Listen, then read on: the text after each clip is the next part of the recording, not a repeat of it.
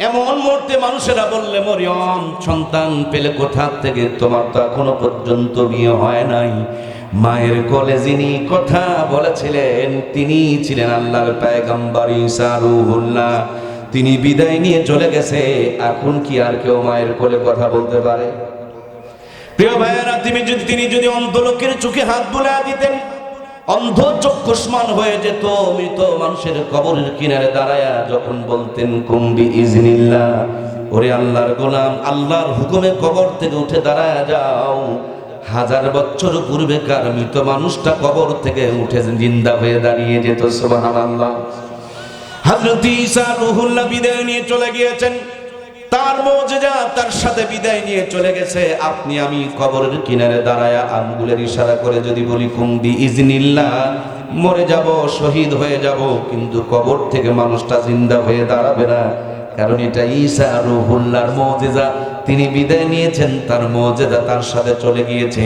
হযরতে আমার ভাইয়েরা, জলিল কদর একজন পয়গম্বর মুসা কালিমুল্লাহ, আল্লাহ অনেকগুলো মুজিজা দিয়েছিলেন। একটা মুজিজা ছিল তার হাতের লাঠি। জমিনে ছেড়ে দিলে বিশাল বড় সাপ হয়ে যেত, দরিয়াতে আঘাত করলে 12টা রাস্তা পয়দা হয়ে যেত। আপনি আমি আপনার আমার হাতের লাঠি দিয়া যদি পানির মধ্যে আঘাত করি, রাস্তা তো হয় না, বরঞ্চ ওই লাঠি সহ আমরা দরিয়ার মধ্যে ডুবে চলে যাই। তার মানে ঈসা রূহুল্লাহ, মুসা কালিমুল্লাহ, তারা যখন বিদায় নিয়ে চলে গিয়েছেন, তাদের মুজিজাগুলো তাদের সাথে বিদায় নিয়ে চলে গিয়েছে। আমার আপনার নবীকে আল্লাহ তাআলা একটা দুইটা মুজিজা নয়, 4500 মুজিজা দান করেছেন। সবচেয়ে বড় মুজিজা, টাটকা মুজিজা, জিন্দা মুজিজার নাম হলো এই কোরআন। নবী আমার চলে গিয়েছে, কিন্তু নবীজির মুজিজার কোরআনুল কারীম আছে না? আজ যদি যে সেই ঈমান, সে আমল আর সে ইখলাস নিয়া এই কোরআনুল কারীম তেলাওয়াত করে পানিতে ফুৎকার দেন, পানির মধ্যে আগুন ধরে যাবে। এই কোরআন তেলাওয়াত করে জায়নামাজ বাতাসে বিছিয়ে দিলে বাতাসের উপরে এই জায়নামাজ ভেসে থাকবে। এই কোরআনুল কারীম তেলাওয়াত করে সেই ঈমান ইখলাস নিয়া যদি পানির উপরে বিছিয়ে দেন, পানি তো জায়নামাজ নৌকা বনে যাবে। যেমনটি ভাবে হযরত শাহজালালের জন্য বনে গিয়েছিল। কথা বলুন ঠিক কিনা? নবী চলে গিয়েছেন, কিন্তু তার মুজিজা আজ পর্যন্ত রয়ে গিয়েছে। আমার প্রিয় ভাইয়েরা, আমরা যখন ছোট্ট ছিলাম, আমাদের দেশে আকাশ বাতাসকে ভারী করে গান শোনা যেত, জরিনার গান। দাদুরা কি সুন্দর করে গান গাইতো, আমি কি তোর আপন ছিলাম না রে জহরিনা, আমি কি তোর আপন ছিলাম না। মনে আছে না? যেমনি 5 বছর চলে গেল, জরিনার গান চলে না। চাচারা গান বের করলো, বেদের মেয়ে জ্যোৎস্নার গান। আহারে, বাংলার সমস্ত মুসলমানরা জ্যোৎস্নার প্রেমে পড়ে গেল। খালে বিলে নদী নালা সব জায়গাতে একই জ্বালা, বেদের মেয়ে জ্যোৎস্নার জ্বালা। বেদের মেয়ে জ্যোৎস্নার চাচায় কথা দিয়েছে, আসতেছে জোরে কপালে লাথি মেরেছে। তুমি জ্যোৎস্না হেঠা দিয়েছিলে কথা, সব খালি কথা, এই জ্যোৎস্না জ্যোৎস্না জ্যোৎস্না জ্যোৎস্না ছাড়া কিচ্ছুই নেই। যেমনি 5 বছর চলে গেল, জ্যোৎস্নার গান একই হয়ে গেল। আমার দেশে একটা ফাটাফাটি আপার আবিষ্কার হলো। আহারে বেচারি কি সুন্দর গান শুরু করে দিল, ফেটে যায় ফেটে যায়, জোড়া দেওয়ার আঠা নাই। কি গো ভাই, ভুলে গেলেন নাকি?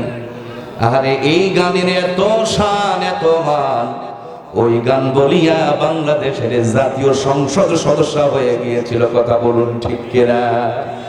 যেমনি ফাটাফাটি আপার গানের বয়স 2-3 বছর হয়ে গেল, ফাটাফাটি গান একইম হয়ে গেল, ড্যামেজ মেরে গেল। এই গান শুনলে বমি উঠতে শুরু করে দিল। কোন জায়গাতে আর ফাটাফাটি গান চলে না। হঠাৎ করে আমার যুবক ভাইয়েরা গান শুরু করে দিল। বাদাম দিয়া যেন দেশটা ভরে গেল। কোথায় যেন কে বাদাম বিক্রি করতেছিল, ভাইরাল হয়ে গেল। কাঁচা বাদাম, ভাজা বাদাম নেই, সব কাঁচা বাদাম। বন্ধুরা আমার, 2-1 বছর যেতে না যেতে বাদামের দিন শেষ। কালো পাখির বাংলাদেশ। এই দেশে আর কোনো পাখি নাই, সব জায়গায় শুধু কালো পাখি আর কালো পাখি। তুমি বন্ধু কালো পাখি, আমি যেন কি, সব খালি কালো পাখি। যেমনি কয়েকটা দিন চলে গেল, কালো পাখিও একই হয়ে গেল। আমার যুবক ভাইয়েরা সুদখোর ঘুষখোর দেশকে চুরি করে যারা বিদেশের সম্পদের পাহাড় জমিয়েছে তাদেরকে লক্ষ্য করে একটা গান বানালো, কুত্তার বাচ্চা। কি রে ভাই, কথা কন না কা? এই যুবক ভাইরা কি ব্যাটারি ফিউজ নাকি? কও না রে ভাই, কুত্তার বাচ্চা ফুটফুটে সুন্দর। ভুলে গেছেন নাকি? তার মানে আমার প্রিয় ভাইরা, আমি কিন্তু গান শোনাইতে আসি নাই, একটা মেসেজ দিতে চাই বন্ধুরে। এই 30 বছরের ব্যবধানে কত গান মার্কেট পাই, কয়েকদিন যেতে না যেতে গানগুলো আবার একঘেয়েমি হয়ে যায়, অরুচি হয়ে যায়। কোরআনুল কারীম 1500 বছর পূর্বে নাজিল হয়েছে। একটা মদ, একটা মাখরাজ, একটা জের, একটা জবর, একটা তাসদিদের কোনো পরিবর্তন নাই।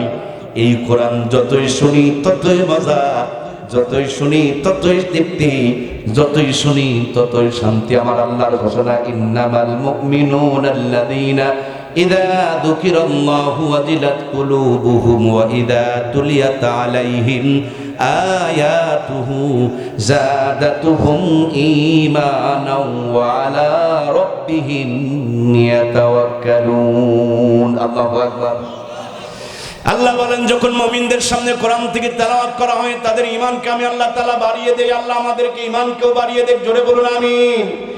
আমার প্রাণপ্রিয় ভাইয়েরা, আপনারা যদি আমাকে বলেন, মুর্তজা ভাই এই যে সুন্দর সুন্দর কথাগুলো বলতেছেন, এই কথাগুলো শিখেছেন কোথায়, অর্জন করেছেন কোথায়, কোথা থেকে হাসিল করেছেন? আমি বলবো আমার প্রাণপ্রিয় উস্তাদ মুহতারাম আহমদ শফি সাহেবের কাছে পড়েছিলাম, হাটহাজারে মাদ্রাসায় গিয়ে অর্জন করেছিলাম। আমার হযরতকে যদি বলেন আপনি কই পেয়েছেন, তিনি বলবেন দেওবন্দে পড়েছিলাম। দেওবনওয়ালাকে যদি বলেন কই পেয়েছেন, তারা বলবেন মদিনার বিশ্ববিদ্যালয় থেকে অর্জন করেছিলাম। তাদেরকে যদি বলেন আপনারা কয়ে পেয়েছেন, তারা বলবেন হয়তো আবু বকর, তা না হলে ওমর অথবা ওসমান আলীর কথা বলবে। তাদেরকে যদি বলেন আপনারা কয়ে পেয়েছেন, তারা বলবেন মুহাম্মদুর রাসূলুল্লাহ সাল্লাল্লাহু আলাইহি ওয়াসাল্লামের কাছে পেয়েছি। নবীজিকে যদি বলেন নবী গো কই পেয়েছেন, আমার নবী বলবে আমি 40 বছরের চেষ্টা করে নানান পদ্ধতি অবলম্বন করে দেখেছি, যখন মক্কার জমিনে কাঙ্ক্ষিত টার্গেট পর্যন্ত বুঝতে পারি নাই, শান্তি প্রতিষ্ঠিত করতে পারি নাই, হৃদয় ভর্তি ব্যথা নিয়া জাবালে নূরে হেরা গুহার মধ্যে বসা ছিলাম, আমার আল্লাহ তাআলা আমার কাছে জিবরিল আমিনের মাধ্যমে কোরআনুল কারীম নামক নূরখানা, হেদায়েতখানা, আলোখানা, পরশ পাথরখানা দান করেছেন। জিবরিল আমিনকে যদি বলেন আপনি কই পেয়েছেন, জিবরিল আমিন বলেন এই কোরআনুল কারীমটা আমি আরশ আজিম থেকে নিয়ে এসেছি। আরশ আজিমকে যদি বলেন আপনি কই পেয়েছেন, আরশ আজিম বলবেন মুহাম্মাদু, আরশ আজিম বলবেন কিতাবুল্লাহ, কালামুল্লাহ, যার কিতাব, যার বাণী, যার কালাম, সে আল্লাহ তাআলার কাছ থেকে আমি কোরআনুল কারীম খানা পেয়েছি। তার মানে এক মাথার মধ্যে যেই দুইজন বাচ্চার মাথায় আপনারা পাগড়ি পরালেন, যেই দুইজনের মাথায় আপনারা পাগড়ি পরিধান করার দৃশ্য দেখলেন, এক মাথার মধ্যে এই দুইটা বাচ্চা, এক মাথার মধ্যে আপনাদের এই ছোট্ট মাদ্রাসা, আর একটা মাদ্রাসা ঘুরতে ঘুরতে মদিনা হইয়া জাবালে নূর দিয়া, আরশ আজিম দিয়া আমার আল্লাহর কুদরত পর্যন্ত পৌঁছে গিয়েছে। জোরে বলুন সুবহানাল্লাহ, লিল্লাহি তাকবীর। সেই কোরআন থেকে জাতি দূরে সরে চলে গিয়েছি। সময়ে সময়ে কোরআনের বিপক্ষে নানান ষড়যন্ত্র হয়েছে, কিন্তু সত্য কথাটা শুনতে হবে, বুঝতে হবে। বন্ধু, কোরআন আছে না নাই? ষড়যন্ত্রকারীরা আছে। জোরে বলুন আছে। যারা যারা বলছে না, বুঝতে হবে তাদের ভিতরে কোরআনের মহব্বত কমে গিয়েছে, ঠিক কিনা? কোরআন আছে কিন্তু কোরআনের বিরোধিতাকারীরা আজকেই শুধু নয়, যখন কোরআনুল কারীম নাজিল হয় তখনও কোরআনের প্রেমে অনেকেই পড়েছিল, কিন্তু কোরআনকে সহ্য করতে পারত না। দিনের বেলা আইন পাশ করত, কোরআন শোনা যাবে না। রাতের বেলা কোরআন তেলাওয়াত শোনার জন্য পাগল হয়ে যেত। নবীর ঘরের দরজার কিনারে দাঁড়ায়া দাঁড়ায়া সারা রাত কোরআনের তেলাওয়াত শুনতো। জোরে বলেন সুবহানাল্লাহ। সকাল বেলা যাওয়ার সময় দেখা হয়ে যেত, মুখামুখি হয়ে বলতো আমরা লিডারেরা যদি এইভাবে কোরআন তেলাওয়াত শুনি, তাইলে আমাদের দর্শক, আমাদের পাবলিকেরা তো আরো শুনবে। আর কোরআনের তেলাওয়াত শুনে শুনে দলে দলে মানুষ মুসলমান হয়ে যাচ্ছে, কোরআনের তেলাওয়াত করতে দেওয়া যাবে না। এই কোরআনুল তেলাওয়াত শুনতে দেওয়া যাবে না।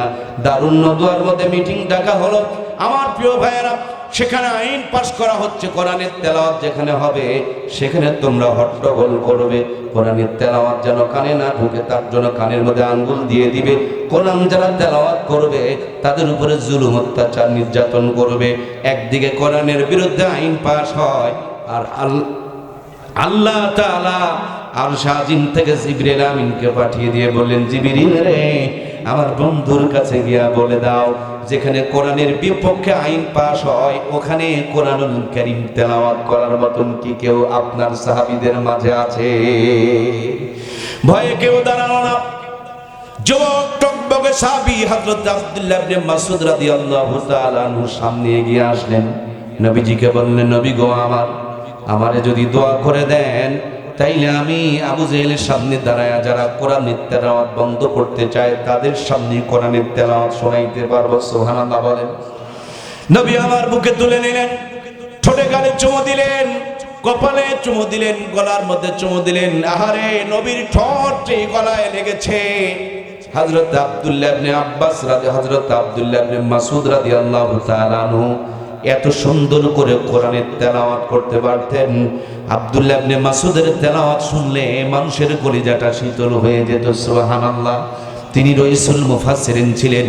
চলে গেলেন দারুন নদওয়ার ভিতরে, আইন পাশ হচ্ছে এমন সময় হযরত আব্দুল্লাহ ইবনে মাসউদ রাদিয়াল্লাহু তাআলা আনহু সামনে দাঁড়ায়া চোখ দুটো বন্ধ করে বুকের মধ্যে সুন্দর করে হাতটা গুছায় নিয়ে তেলাওয়াত শুরু করেছেন। আর রহমান আল্লামাল কোরআন খলাকাল ইনসান আল্লামাহুল বায়ান। আল্লাহু আকবার। কাফেরদের শরীরে যেন আগুন ধরে গেল। ছোট ছোট পাতি নেতাগুলো লাফাইতে শুরু করে দিল। লিডারকে ডাকতে বলেন, ও লিডার খালি অনুমতি দেন, এর হাড় হাড্ডি আলাদা করে দিব। আবু জেহেল বললেন, তোমাদের যদি এত রাগ হয় তাহলে আমার রাগটা কত হতে পারে? একটু শান্ত হও, ধৈর্য ধরো, আমি এর বিচার নিজের হাতে করব। পিছন দিকে গেলেন, আলমারি থেকে একটা চামড়ার জুতা মোজা বের করলেন যাতে করে তার হাতে আঘাত কম লাগে, যাকে মারবে তার আঘাতটা বেশি হয়, হাতটা যেন কষ্ট না পায়। পিছন দিকে গিয়া শরীরের সমস্ত শক্তি গায়ের মধ্যে নিয়া হযরত আব্দুল্লাহ ইবনে মাসউদ রাদিয়াল্লাহু তাআলা আনহুর কান বরাবর এত জোরে কষে একটা চড় মেরেছে, মুহূর্তের মধ্যে কানের তালা ফেটে গিয়েছে, রক্তগুলো ফিনকি দিয়ে ঝরতে শুরু করে দিয়েছে। চিৎকার করে কাঁদতে কাঁদতে হযরত আব্দুল্লাহ ইবনে মাসউদ রাদিয়াল্লাহু তাআলা আনহু নবীর দরবারে রওনা করেছে। নবী আমার কখনো বসতেছেন, কখনো দাঁড়াইতেছেন, তিনি মনে মনে ভাবতেছেন না জানি কোনো দুর্ঘটনা ঘটতে পারে। তাকিয়ে দেখে কলিজার টুকরা প্রিয় সাহাবী হযরত আব্দুল্লাহ ইবনে মাসউদ কানের মধ্যে হাত দিয়া নবীজির দিকে দৌড়ায়, আর রক্তগুলো ফিনকি দিয়ে জমিনের মধ্যে ঝরঝর ঝরঝর করে পড়তেছে। নবী বুকে জড়িয়ে নিলেন, রক্তগুলো কাপড় লাল হয়ে গেল। আল্লাহর হাবিব তার জান্নাতি জবান থেকে থুতুগুলো নিয়ে হযরত আব্দুল্লাহ ইবনে মাসউদের কানের মধ্যে যখন লাগায়া দিলেন, আহারে নবীর কত যে মুজিজা! কানে লাগানোর সাথে সাথে কান থেকে রক্ত পড়া বন্ধ হয়ে গেল। আমার প্রাণপ্রিয় ভাইয়েরা, নবীজি আমার কাঁদেন, হযরত আব্দুল্লাহ ইবনে মাসউদ কাঁদেন। এমন মুহূর্তে জিবরাইল আমিন চলে এসেছে। আল্লাহ তাআলা ডাক দিয়ে বলছেন, জিবরিল যাও, এই মুহূর্তে গিয়ে আমার বন্ধুর সামনে একটু মুস্কি মুস্কি করে হাসবা। তোমার হাসাহাসি দেখি আমার বন্ধু তোমারে জিজ্ঞেস করবে, জিবরিল রে আমি কাঁদি, আমার সাহাবী কাঁদে, আর তুমি পাশে দাঁড়ায় দাঁড়ায় হাসো, কারণটা কি? তুমি খালি এতটুকু বলবা, এই কান শুধু কান নয়, আরো কান আছে। আজকের এই কানার কান ফাটার বদলতে আর একজনের কান বরাদ্দ হয়ে গেছে। সুবহানাল্লাহ বলেন। কথাটা বুঝবেন না, খালি একটু চোখ কান খোলা রাখবেন। এই কান শুধু কান নয়, আরো কান আছে। এই কান ফাটার বদলতে আর এক কানের বরাদ্দ হয়েছে। এতটুকু বললেন জিবরাইল আমিন। নবী আমার বুঝলেন না, জিজ্ঞেস করলেন, জিবরাইলের হিকমত কি, হাকিকত কি? হযরতে জিবরিল বলেন, আপনাকে এখানে বোঝানো যাবে না, যেদিন আপনি হিজরত করে মদিনায় যাবেন সেই দিন আপনাকে বুঝিয়ে দেওয়া হবে। সুবহানাল্লাহ বলেন না। আমার ভাই গো, যেদিন তারা আলেমদের বিরুদ্ধে মিথ্যা মিথ্যা মামলা রায়গুলো দিচ্ছিল, আমি সেদিনই টার্গেট করে ফেলে দিয়েছিলাম এদের পতন নিকটে চলে এসেছে, ঠিক কিনা? জুলুম যদি কোনো মানুষ করে বুঝতে হবে তার পতন অতি নিকটে। জুলুম মানেই পতনের প্রথম ধাপ। জুলুম মানে পতনের শুরু। বাহাদুরি করাটা এটা অনেক কিছু না, এটা পতনের প্রথম ধাপ। এটা সুইচে চাপ দেওয়া। সুইচে চাপ দিলে আলো জ্বলতে যেমন কয়েক সেকেন্ড সময় লাগে, কেউ যদি জুলুম করে তার পতন আসতে তেমনি কিছু একটু সময় লাগে। যখন আল্লাহর ওলিদেরকে তারা ফাঁসি দিচ্ছিল, মানুষ তাহাজ্জুদ পড়ছিলেন, নফল রোজা রাখতেছিলেন, তাদের জন্য নামাজ পড়ে পড়ে দোয়া করছিলেন। আহারে, মিষ্টির দোকানে তারা ধুম ফেলে দিয়ে মিষ্টি খাচ্ছিল আর বলছিল, কি হলো তোমাদের দোয়া? আমার প্রিয় ভাইয়েরা, কষ্ট নিলেন নাকি? যদি কোথায় কেউ কষ্ট পায়, তার রক্তে ভেজাল আছে, আমি তাকে রক্ত পরীক্ষা করার জন্য অনুরোধ করব। আমার প্রাণপ্রিয় ভাইয়েরা, কিভাবে একজন নিরাপদ মানুষকে হাজার হাজার মেয়ের ধর্ষণকারী বানিয়ে দিল, ভুলে গেছেন নাকি? আল্লাহর নামে হাজার হাজার মেয়েকে ধর্ষণ, হাজার হাজার, না জানি কত হাজার। আল্লাহ সব মেনে নিতে পারে, এই জুলুমগুলো মেনে নিতে পারে না, ঠিক কিনা? মানুষের ইজ্জত ধরে টানবেন না, এটা আল্লাহ সয় না। এদের বিরুদ্ধে লেগেছিল এদের জনপ্রিয়তার কারণে, কথা বলুন ঠিক কিনা? ছোট্ট একটা মানুষ, রফিকুল ইসলাম মাদানী, নাম মনে হয় শোনেন নাই? শুনছেন? এই লোকটাকে নিয়ে এত ভয়, ধরে নিয়ে যাওয়া হলো, নির্যাতন করে করে প্যান পরানো হলো, হাতে বিড়ি দিয়া, মহিলা লাগাইয়া দিয়া, কিভাবে নাটকের শুটিং এর মতন শুটিং করলো। ওরা শুটিং করেছে জমিনে, আর ওদের শুটিং বরাদ্দ হয়েছে আসমানে, কথা বলুন ঠিক কিনা?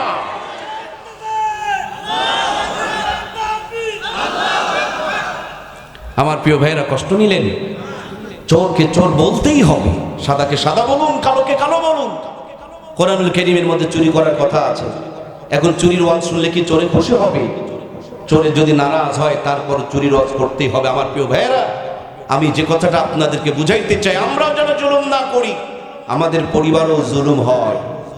বাবা যখন হজে যায়, মেয়েকে দাওয়াত দিয়া কি সুন্দর করে মাথায় হাত দিয়ে হি কান্নাটা কান্দে আর বলে, মা গো, তোমার জন্য দোয়া করবো, আল্লাহর ঘরে চাদর ধরে দোয়া করব। মেয়ের জন্য দোয়া করে আর ছেলের নামে জমি লিখে যায়।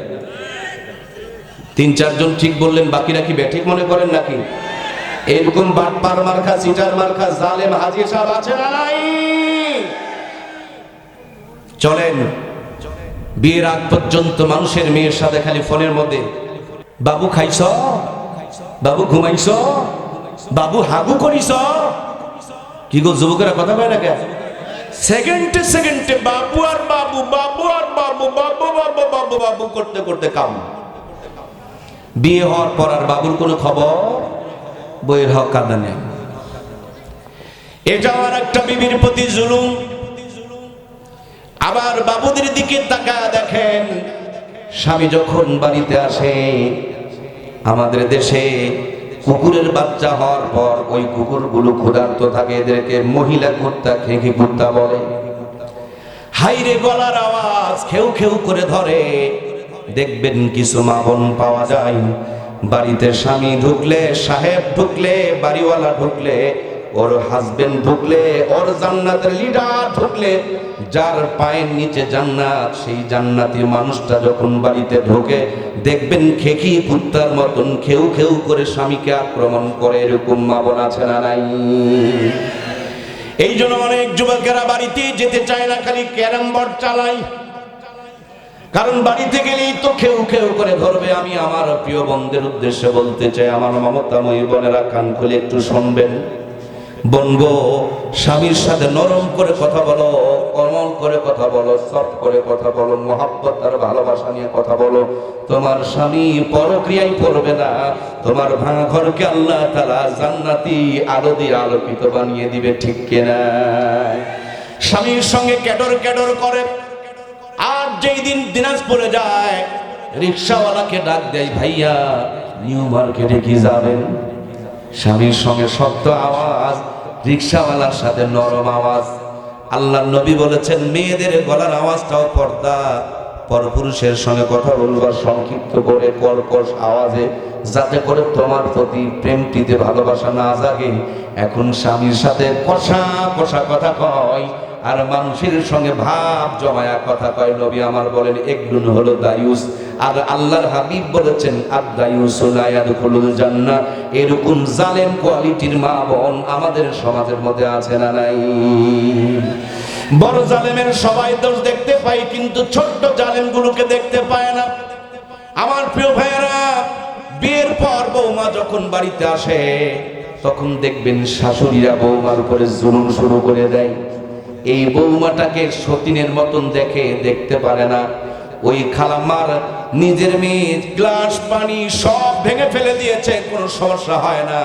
বৌমা যদি হঠাৎ করে হাতের থেকে একটা কাপ ভেঙে যায় অথবা গ্লাস ভেঙে যায়, দেখবেন পুরা বাড়িতে ভূমিকম্প শুরু করে দেয়, ঠিক কিনা? এই জন্য আমার খালাম্মা, চাচি আম্মা, ফুফু আম্মাদেরকে বলবো, যেমন করবা তেমন মিলবে। মেয়ের মতন দেখো, বুড়া বয়সে মায়ের মতন দেখবে। এখন যদি সতীনের মতন দেখো, বুড়া বয়সে কিন্তু তার উল্টা প্রতিশোধ উঠবে। আমার বোনদের জন্য বলবো, স্বামীর বাড়িতে থাকে আর বাবা মার চিন্তা করে, বাপ আমার খাইলো কিনা, মা আমার ঔষধ খেলো কিনা। হাইরে বাপের কি অবস্থা, মায়ের কি অবস্থা আছে স্বামীর বাড়িতে, আর চিন্তা করে বাবার বাড়িতে। এরকম মা বোন আছে না নাই? ওর বাবা আর চিন্তা করতে করতে পেরেশান, অথচ তার স্বামীর বাপ মা কষ্ট করে করে মরে যায়, এই দিকে তার কোনো ফিলিংস। তার মানে আমার প্রিয় ভাইয়েরা, যেখানে যা নাই সেখানের চিন্তা করে, আর যেখানে সেবা যত্ন করার কথা সেখানে অবহেলা করে। তুমি যদি মানুষের বাপ মাকে জ্বালাও, তোমার বাপ মার জ্বালানোর ফাইসালা আমার আল্লাহ তাআলা করে দিবে। এই জন্য প্রাণপ্রিয় ভাইয়েরা আমার, সর্বক্ষেত্র থেকে জুলুম থেকে নিজেকে রক্ষা করতে হবে। সবচেয়ে বড় জুলুম হলো সন্তানের উপরে জুলুম করি আমরা, ছেলে মেয়ের উপরে জুলুম করি আমরা।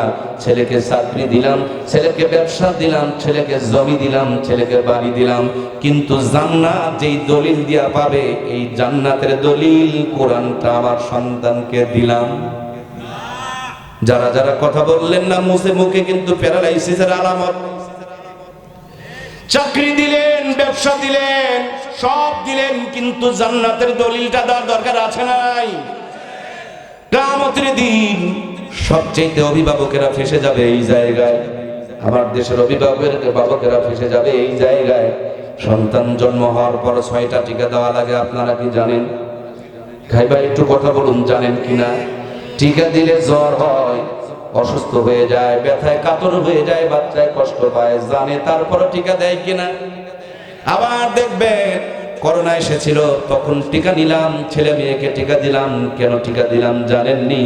বলে এই টিকা দিলে আর করোনার ভাইরাস অ্যাটাক করতে পারবে না, আক্রমণ করতে পারবে না। শীতের দিনে শীতের পোশাক পরে দিলাম কেন? বলে এই পোশাক থাকলে ঠান্ডা ভিতরে ঢুকবে না। বৃষ্টির দিনে রিংকোট পরে দিলাম কেন? রিংকোট যদি গায়ে থাকে বৃষ্টির পানিটা ভিতরে ঢুকতে পারবে না। ভাই ও কলিজার টুকরা দরদের ভাই, 6টা রোগ থেকে বাঁচার জন্য 6টা টিকা দিলেন, করোনার থেকে বাঁচার জন্য করোনার টিকা নিলেন, শীতের থেকে বাঁচার জন্য শীতের জ্যাকেট পরে দিলেন, বৃষ্টির থেকে বাঁচার জন্য বৃষ্টির রেইনকোটটা আপনার সন্তানকে আপনি কিনে দিলেন। ওই সন্তানকে জাহান্নাম থেকে বাঁচানোর জন্য আল্লাহর কোরআনের শিক্ষাটুকু দেওয়ার দরকার আছে না নাই? সমাধান চাও যদি জীবনে মরণে, ফিরে যাও খুঁজে নাও, চোখ রাখো কোরআনে। ফিরে যাও খুঁজে নাও, চোখ রাখো কোরআনে, তবেই পাবে সুখ শান্তির ঠিকানা, যদি মেনে নাও তুমি মনে প্রাণে। সমাধান চাও যদি জীবনে মরণে, ফিরে যাও খুঁজে নাও, চোখ রাখো কোরআনে। জোরে বলুন মারহাবা। আমার প্রিয় ভাইরা, কোরআনুল কারীমের তেলাওয়াত বন্ধ করে দিতে চাই, মনে আছে না নাই? সেই জামানাতেও ছিল, হযরত আব্দুল্লাহ ইবনে মাসউদের কানের তারা ফাটিয়ে দিয়েছিল, কিন্তু কোরআনের তেলাওয়াত তারা বন্ধ করতে পারে নাই। নবী আমার মদিনায় হিজরত করে চলে গেলেন, গল্প করছেন, ছোট্ট ছোট্ট বাচ্চারা শুনতেছে। আবু জেহেল নবীজিকে সবচেয়ে বেশি কষ্ট দিয়েছে। ছোট্ট 2টা বাচ্চা সহোদর দুই ভাই মুয়াজ আর মুয়াজ্জিজ তারা হাতে হাত দিয়ে নিয়ত করলো, যতক্ষণ পর্যন্ত নবীর কষ্টের বদলা না নিতে পারবো ততদিন পর্যন্ত আরাম করে ঘুমাবো না। বদরের যুদ্ধের যখন ঘন্টা বেজে গেল, নবী আমার মাপকাঠি দিয়ে দিলেন। সমস্ত সাহাবায়ে কেরামরা মাপকাঠির নিচে গিয়া মাপ দিয়ে দিয়ে বদরের যুদ্ধে অংশগ্রহণ করার জন্য প্রস্তুত হতে শুরু করলেন। ছোট্ট দুইটা বাচ্চা মুয়াজ আর মুয়াব্বিজ। মুয়াজ একটু লম্বা ছিল, মাপকাঠির নিচে যখন আটকে গেল, আর মুয়াব্বিজ ছোট, একে বাদ দেওয়া হলো। মুয়াব্বিজ নবীজিকে বললেন, নবী আমার ভাইকে আপনি অনুমতি দিয়েছেন আর আমাকে আপনি বাতিল করেছেন। আপনি মনে করিয়েন না যে আমার ভাই আমার চাইতে শক্তিশালী। নবী গো, আমি আমার ভাইয়ের চাইতে অনেক শক্তিশালী। যদি বিশ্বাস না করেন তাইলে আপনি আমার ভাইয়ের সাথে আমাকে লড়াই লাগিয়ে দেখেন।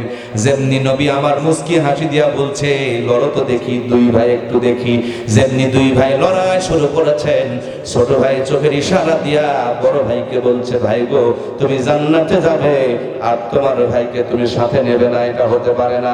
বড় ভাই জমিনে শুয়ে পড়ল, ছোট্ট ভাই বুকের উপরে বসে পড়ল। নবী আমার খুশি হয়ে দুইজনকে যুদ্ধের জন্য অনুমতি দিয়ে দিল। নবী আমার বদরের প্রান্তরে সবগুলোকে নিয়ে রওনা করলো। কাফেরেরা প্রথমে গিয়ে একটা কূপ দেখতে পেল, সামান্য একটু পানি। চিন্তা করলেন এই পথ দিয়ে মুসলমানেরা যাবে, এই পথের কূপে যদি পানির মধ্যে বিষ ঢেলে দেওয়া হয় তাহলে বিষাক্ত পানিগুলো খেয়ে সবগুলো মারা যাবে, যুদ্ধ করা লাগবে না, ইসলামের আলো এখানেই নিভে যাবে। জোরে বলুন নাউজুবিল্লাহ।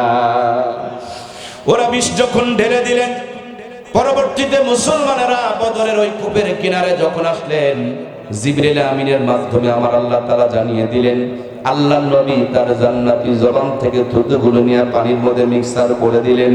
যেই পানি খেলে মানুষের মরে যাওয়ার কথা, নবীর জান্নাতি জবানের থুতু মিশার কারণে ওই কূপের নাম হচ্ছে বীরে শেফা।